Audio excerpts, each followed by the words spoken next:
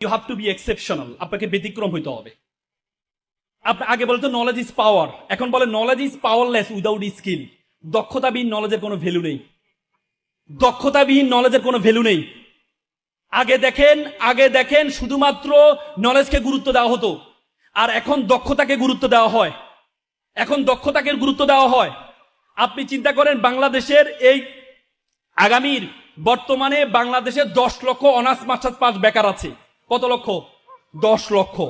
তার কারণ হচ্ছে আমাদের ছেলেদের সার্টিফিকেট আছে কিন্তু আমাদের ছেলেদের কোনো দক্ষতা নেই। আজকে তোমরা এখানে যারা আছো তোমরা পড়াশোনার পাশাপাশি দক্ষতা অর্জন করবা। দক্ষতা অর্জন মধ্যে কমিউনিকেশন স্কিল হতে পারে, স্পিকিং স্কিল, বলে যে যত স্কিল আছে most final skill all over the skill is a speaking skill. কথা বলার দক্ষতা, এই কথা বলার দক্ষতা তুমি যদি অর্জন করতে পারো তাহলে তোমার সফলতা 80%, আর 20% হচ্ছে তোমার সার্টিফিকেটে। কয়েকদিন আগে তোমরা দেখেছো স্টিভ জবস তার মাইক্রোসফটে যারা জব করে, এই মাইক্রোসফটের জবের 50% তার যে এমপ্লয় আছে সেই এমপ্লয়ের কোনো সার্টিফিকেট নেই। এই জন্য তোমরা এখানে যারা আছো তোমাদেরকে শুধু সার্টিফিকেটের পিছনে দৌড়াইলে হবে না, তোমাদেরকে দক্ষতা অর্জন করতে হবে।